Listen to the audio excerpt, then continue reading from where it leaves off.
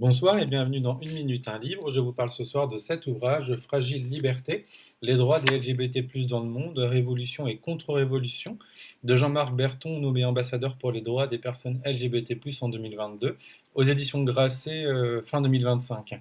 Un ouvrage qui propose un état des lieux de la situation des droits des personnes LGBTQIA+ dans le monde. Alors dans quel pays les personnes LGBT+ peuvent-elles vivre en toute liberté? Où sont-elles condamnées à se cacher et à se taire? Pourquoi certains droits progressent et d'autres reculent selon les zones géographiques? Et quid aussi des mouvements réactionnaires? Alors malgré une Europe plutôt friendly, le monde demeure polarisé, inégalitaire, aux deux tiers hostile, alors où les réalités sont dans l'hostilité, humiliation publique, crimes de sang, assassinat, exil, etc., privation de droits. Ainsi, dans un tiers des pays de la planète, le délit n'est plus l'homosexualité mais l'homophobie, ce qui ne signifie pas pour autant un respect global. On constate bien des violences, de la haine, des mouvements anti-genre, des discours anti-genre, anti-LGBT+, anti-queer, anti-trans. Et cette haine peut provenir de l'influence de la religion, du patriarcat ou encore de la vénération de la famille ou encore du nationalisme autoritaire. Donc la question également des normes sociales dia cis hétéro y trouvent leur place également. Et on le sait, l'écart entre les lois et la réalité vécue, on le sait. Donc Jean-Marc Berton propose un parallèle d'ailleurs entre xénophobie et homophobie, avec cette idée de sentiment d'étrangeté et d'attitude de rejet vers celles qui osent s'écarter de la norme, celle d'une vie genrée et hétérosexuelle, on peut rajouter et diadique. Alors l'histoire des luttes n'est pas systématiquement bien comprise d'ailleurs. Rappelons que la dépénalisation qui n'empêche pas finalement les violences policières, l'impunité, la stigmatisation sociale. Donc avoir des droits ne signifie pas pouvoir les exercer. Donc le panorama mondial proposé offre une cartographie claire et espérons en tout cas que cette cartographie permettra une meilleure prise de conscience. Alors aux États-Unis, par exemple, miroir de toutes les contradictions, on connaît l'offensive de Trump contre les personnes LGBT+, en commençant par les personnes trans, et contre d'ailleurs les diversités de manière plus générale. L'impact tout d'abord humain est terrifiant, et à noter également que les États-Unis sont regardés de près par tous les gouvernements, et toutes les opinions publiques, précise Jean-Marc Berton. D'une certaine manière, je cite aussi, c'est le mouvement LGBT+ américain qui donne le ton au mouvement LGBT+ international. C'est lui qui, sans conteste, lui inspire son langage et ses modes d'action.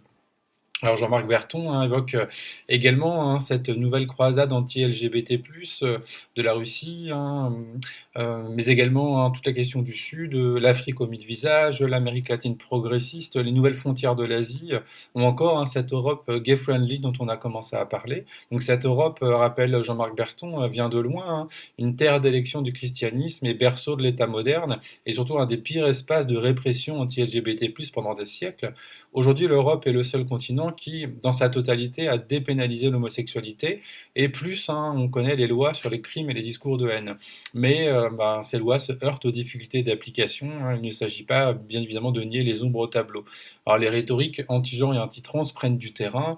Des discours qui visaient auparavant, d'ailleurs, les personnes homosexuelles. On y retrouve d'ailleurs les mêmes peurs et les mêmes arguments. Par exemple, les personnes trans seraient un danger pour les femmes, blablabla.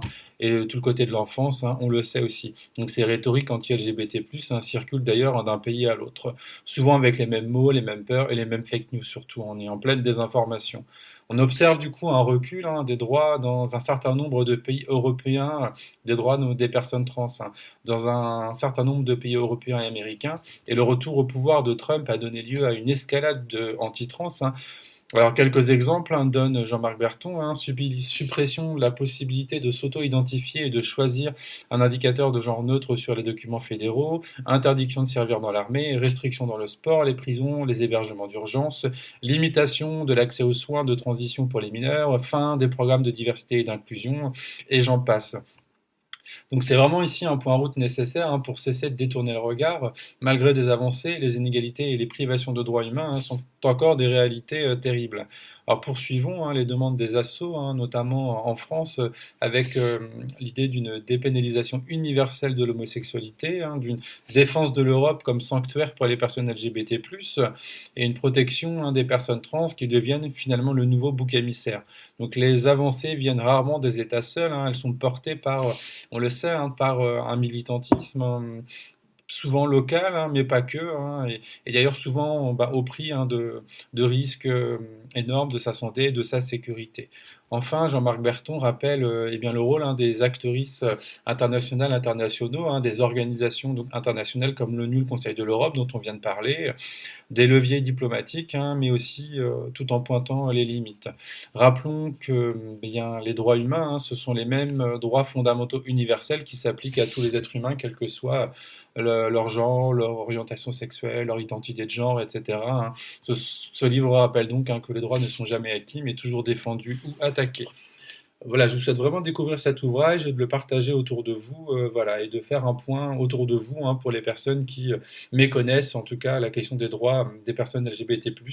Bonne découverte et bonne lecture.